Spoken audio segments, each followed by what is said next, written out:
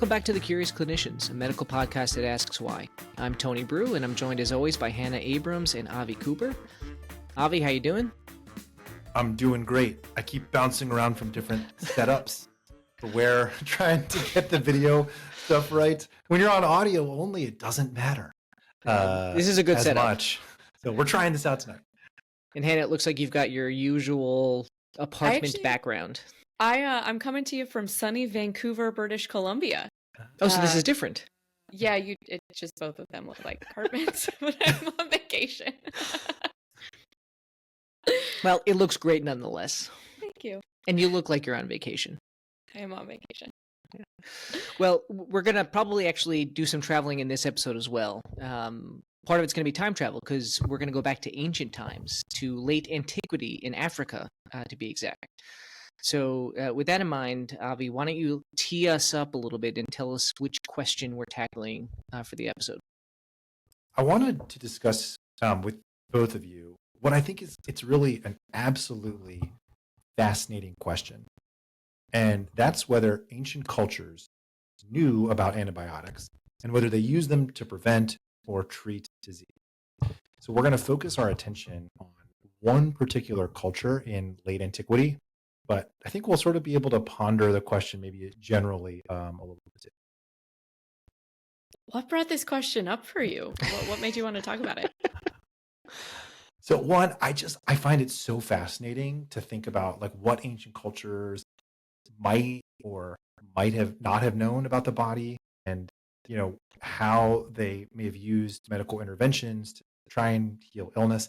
I think there's a tendency also to assume that like in modernity, like we have this monopoly on ingenuity, on medical wisdom, on scientific expertise. And I think there's something to be said for, maybe not necessarily assuming that we're the only time and culture that have had sort of all the answers. Well, I certainly think all the use of bloodletting over the last few centuries has led to the skepticism about their knowledge base and their medical practices, because it doesn't necessarily inspire a lot of confidence. Tony, you're not wrong about that. But we're not talking about bloodletting tonight, I assume. No, we're not. No bloodletting, no leeches. But I do think that some humility is warranted, right? So we consider ourselves to be modern, advanced, and when compared to pretty much anything that came before, we of course are. But what's going to happen hundreds or thousands of years from now, right? Like we're going to seem really quaint, right, in how we practice medicine, but without doubt. Yeah, this reminds me of a scene from Star Trek 4, The Voyage Home. So the Enterprise crew, they travel back hundreds of years in time to the 1980s. And they go to a hospital there, and Dr. McCoy sees this woman on a gurney, and he says, "What's wrong with you?" And she says, "I have kidney failure, so I need dialysis." And McCoy goes, "Dialysis? What is this, the Dark Ages?" And he hands her a pill that totally cures her kidney failure. And so I feel like, one, we probably should have some humility about our capabilities, and also maybe some humility about the capabilities that may have been had in these ancient civilizations, what they understood. I mean, even think about the recent past. People used to, take a patient with acute MI and put them in bed for a month. I mean, I think Lyndon Johnson was treated with bed rest. And, we're just a few decades later and we look at that and we scoff. So things change rapidly. I think in this episode, again, we're probably not going to be talking in the order of decades, or more in the order of centuries, but things do change, and it's easy to look back and be like, what the heck did you guys know? But it sounds like we're more specifically going to be talking about antibiotics and ancient antibiotics, and we're going to go back over 1,000 years. But I feel like before we do that, any discussion of the history of antibiotics demands that we mention Alexander Fleming and penicillin. So something tells me you have a story about that discovery at the ready. Yeah, so sort of the modern antibiotic story, right? And it is sort of, I feel like Alexander Fleming, it is sort of amazing that it's taken us this long to really talk much about him on this show. But I agree, Tony, it's a good place to start for this episode. So Alexander Fleming was a Scottish physician and microbiologist. He was active in the first half of the 20th century. And I'll just say first that he would have had an important place in scientific history even if he hadn't discovered penicillin whatsoever. And that's because he actually discovered um, the antimicrobial enzyme lysozyme in 1921, 7 years before penicillin. And I feel like this is like not really widely known about him, but it's sort of poetic that lysozyme it's our own innate immune system's antibiotic that we make to fight against microbial infections, by disrupting cell walls. And so Fleming was like a slovenly scientist, I guess, and he didn't keep his lab at St. Mary's Hospital in London very clean, and he was sort of like notorious for this. And one of his agar plates had bacterial contamination. And one day, he had a cold, and he decided to add some of his own nasal mucus. Yes, like scientific history was made by somebody's own nasal mucus because they had a cold. He put the mucus on the plate basically just to see what would happen. Hey, let's just see what happened. And sure enough, 2 weeks later, his research associate, whose name was V.D. Allison, they saw this clear ring around where the mucus glob had been. And that's where the bacteria had been killed. And apparently Fleming was this really understated guy, and he simply said, like, this is interesting. So they then tested other bodily fluids, like the tears of the members of the lab, which by like sort of tangentially, they induced that by squeezing lemon peels in front of their eyes, basically torturing these poor people. And they found that any bodily fluid they tested had antibacterial effects. He called the enzyme lysozyme, although it would really take like decades before immunologists like sort of fully sorted out its importance for our health. Wow, there's so much there. One, was lysozyme discovered before lysosomes? And I suppose so. And then two, sorry, did you say his own nasal mucus and the tears of his lab members? Excuse me? Yes. Not sure about lysosomes. I'm guessing that they were after this, but can't tell you that for sure. But yes, it was his own nasal mucus and the tears of his lab members, which sounds almost it's almost like a metaphor. The tears of a postdoc have done so much in this world. Yes, exactly. And so the part of the story that I find fascinating is that Fleming said that he deliberately kept his lab messy because he was studying bacteria and he wanted to see if something interesting would happen. And so in 1921 it did with his mucus, and then it did again in 1928. And that was the year that Fleming had gone away on holiday. He left out some plates that had been inoculated with staphylococcus. He got back. He saw that on one plate, on one spot, there was mold growing. And around the mold, there was this clear ring with no bacteria. And of course, this sort of reminded him of when he discovered lysozyme. And he realized that the mold species, which we now know is called Penicillium notatum, it had secreted something that killed the bacteria. He called it mold juice. And again, his mind was sort of primed by his lysozyme discovery. So his lab set out to work trying to isolate it, but they struggled to extract a purified version. And it really wasn't clear at the time that penicillin had any or hardly any therapeutic potential. But over the next 10 years or so, other researchers, particularly in a lab at Oxford, they isolated and purified penicillin so that it could be used clinically as an antibiotic. That's really interesting because we're very fortunate for this Oxford group kind of pushing things forward to purify and produce penicillin. And it sounds like they're in some ways the unsung heroes of the penicillin story. And it's often kind of the first person who makes a discovery who gets all the acclaim, and all the people that follow. This is, sometimes they get a Nobel Prize too, but often they're kind of lost to history. But speaking of first, who was the first person to receive penicillin, at least sort of in a clinical sense? So the first person to receive it, he was a 43-year-old policeman. His name was Albert Alexander, and he received the first clinical dose of penicillin on February 12th, 1941. So he had cut the side of his mouth while gardening, and then he developed this really out of control head and neck infection. He had facial abscesses. He had lung involvement. You wonder maybe he had Lemierre's or something. I don't know, but he had. It sounds like he had really bad facial abscesses, bacteremia, and he got penicillin. And after just a few days, he really remarkably improved, which again was unheard of before February 12th, 1941. But unfortunately, the Oxford group, they only had produced like a limited amount at the time. And so they gave him what they had, but then they ran out. And, he passed away shortly after that after he got the last dose. But eventually penicillin, it gained, wide use really on the battlefields of World War II. And that's where the age of antibiotics, the modern age of antibiotics, really truly. All right, so we're back. Now, tell us about ancient antibiotics. Enough about these 1920 antibiotics. Recent 1940s. history. Too new. This question about this ancient antibiotics, did ancient cultures know about antibiotics? It started with a paper published in Science in 1980 by a group from the anthropology department at the University of Massachusetts. And so they analyzed bones dating from 350 CE from an ancient North African culture called the Nubians. And they lived in what is now modern day Sudan. So these bones, they'd been recovered from a cemetery on the bank of the Nile River, and they'd been like naturally mummified just because of the way where they had sort of been buried, and so they were really quite well preserved.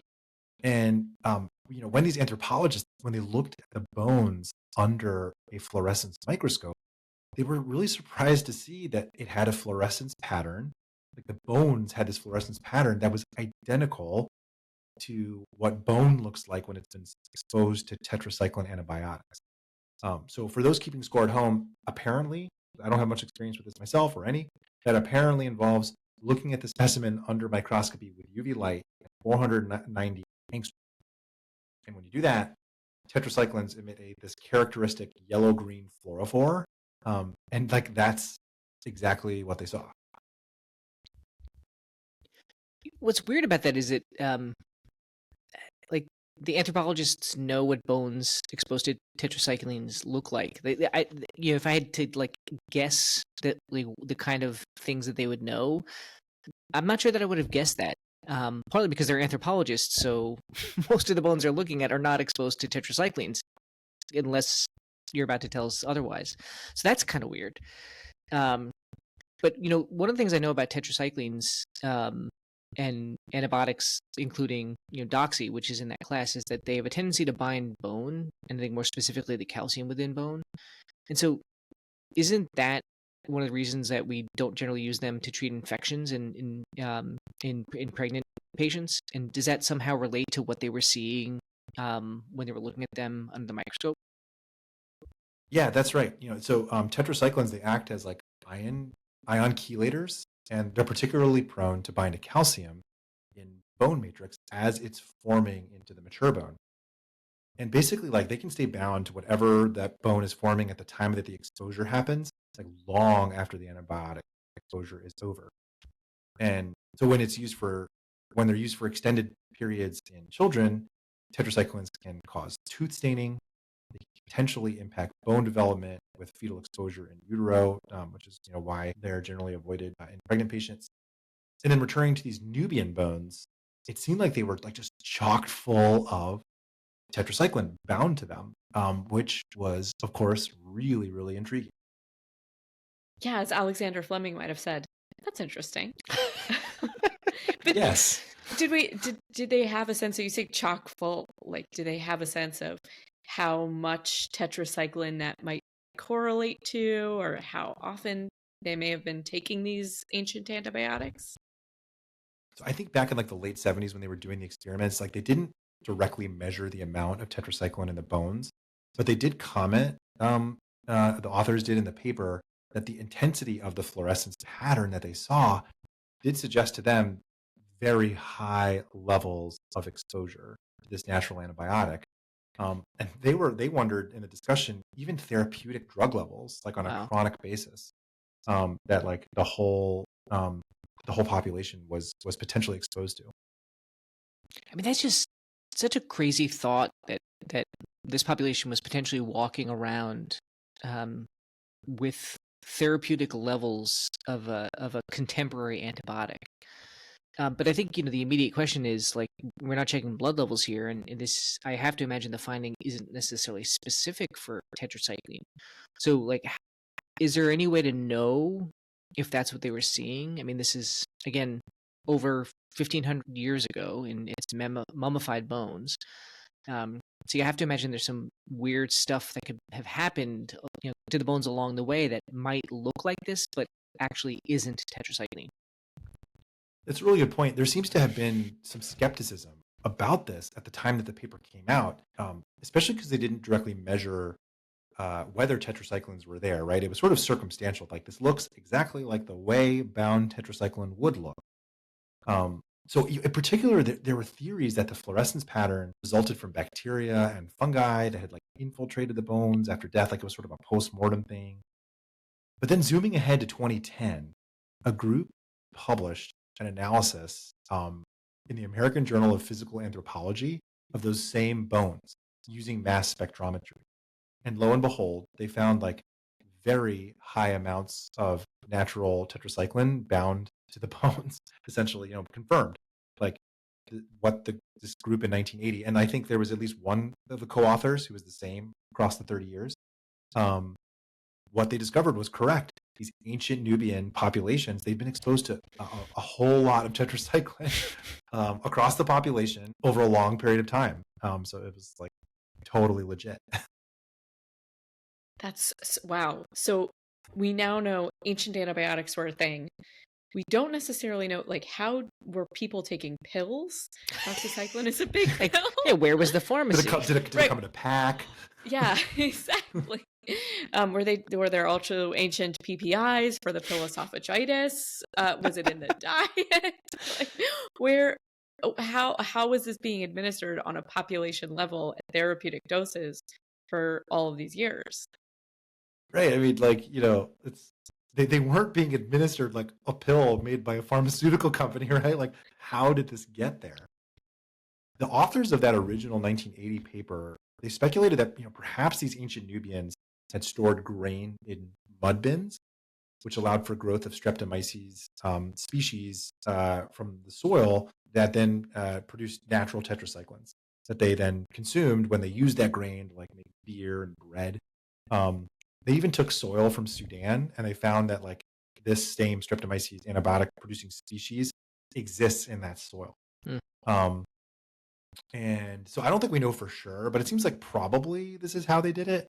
And when the 2010 mass spec paper was published, there was actually like one headline in the Science Daily that read, "Ancient brewmasters tapped antibiotic secrets." The implication being that the Nubians, they knew the implication was that they knew exactly what they were doing. That they deliberately fermented beer and bread and broths this way, and then used them to treat ailments in the population, even though they didn't know what bacteria were, they didn't know what antibiotics were, but they had a sense that like doing it this way was helpful. Can't know for sure. I mean, do we have any sense for whether or not there was actually an effect? Like, were there lower infection rates? Do we have some actuarial tables that we can review to sort of assess the some efficacy? meta-analysis. Yeah, a case control study would be nice. It's so long ago, right? I mean, there was this statement in the original 1980 paper that contended that the ancient Nubians had a lower rate of infections than other ancient peoples. If true, that would imply that the tetracyclines in their diets would have helped protect them from that.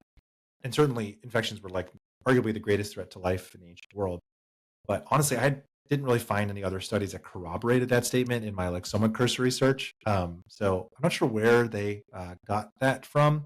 But I think like I said, I think it's really, really intriguing or interesting, as you said, Hannah, that Alexander Fleming would have said. Yeah, and this almost seems like a maybe smarter version of Alexander Fleming's mold. Sort of like you see this effect, and then perhaps this is sort of continued and cultivated over a long period of time.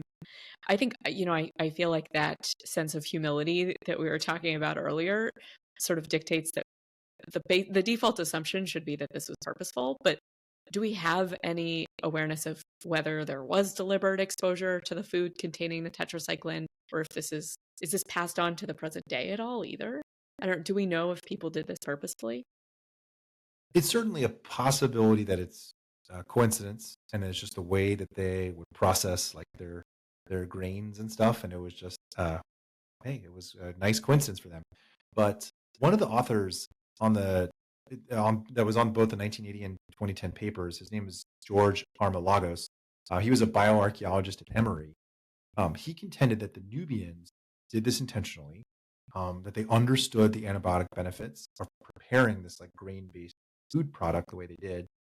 And his co-author on the paper, Mark Nelson, on the 2010 paper, he felt the same, saying that the high amounts and consistency with which the Nubian bones that they were saturated with this tetracycline argues deliberate exposure to tetracycline-containing foods. And he noted that one of the remains they tested was from a 4-year-old child, suggesting that in the population they were getting really early and intense exposure. Also, Streptomyces apparently has a golden color, and Nelson, in this interview I read, imagined in this really sort of beautiful way the Nubians like seeing the golden film of this bacteria like growing on top of their beer while it was fermenting, and like sensing that like this is probably helpful for us. And we really can't know with any certainty. Like I said, maybe it's coincidence that it led to tetracycline formation, but I think our modern bias is to assume that ancient cultures were more focused on mysticism and magic than science. But it's really, I think, possible the Nubians understood what was happening. We really could give them the benefit of the doubt. I mean, I feel like it's often the case that things like this are happening in multiple different locations simultaneously, that it's, not just this one population that sort of figures out, wow, you can make ale and wine and coffee. That happens in multiple locations. So is there any evidence that other ancient cultures might have also used antibiotics? Were they getting gentamicin in other countries? Like putting themselves on dialysis? So I don't think it's as well studied as this population because of this this well-preserved mummified bones that were found. But apparently other nearby ancient cultures like in Egypt and Jordan would use beer to treat like various ailments, including gum disease. So it's possible, even though we don't have evidence of that exposure in the same way, that they did too know something about ancient antibiotics as well. Although back then it wasn't ancient, it was modern. Yeah. Incredible. Eat your heart out, Alexander Fleming. The ancient Nubians beat him by, 2 millennia? About 2 millennia? Incredible. Avi, do you have any take-home points for us? Yeah. So the first would be that the effects of antibiotics may have been known in some fashion by an ancient North African civilization called the Nubians. And this theory is based on the consistent discovery of high amounts of natural tetracyclines in mummified bones from that population across all age groups in high amounts that suggested consistent and deliberate exposure. And this tetracycline, this natural tetracycline, was probably a product of Streptomyces bacteria that would grow in the Nubians' processed and fermented grain. Incredible stuff. Okay, well, that wraps up another episode of The Curious Clinicians. Thank you, as always, for joining us. Claire Morgan of notearly.com is our audio editor, and Giancarlo Bonomo is a producer for the show. You can join our mailing list at curiousclinicians.com to stay up to date on episode releases and have detailed notes delivered directly to your inbox. You can subscribe to our Substack at thecuriousclinicians.substack.com. And you can watch a video of this episode on our new YouTube channel, The Curious Clinicians Podcast. Physicians and other healthcare professionals can earn CME and MOC credits for VCU Health just for listening to this episode. So for more information, you can visit ce.vcuhealth.org/curiousclinicians. And as always, the information contained in this episode is for educational and entertainment purposes only and does not constitute medical advice. Beer will likely not cure any bacterial ailments in the modern era. Until next time, we've been the Curious Clinicians. Thanks for joining us.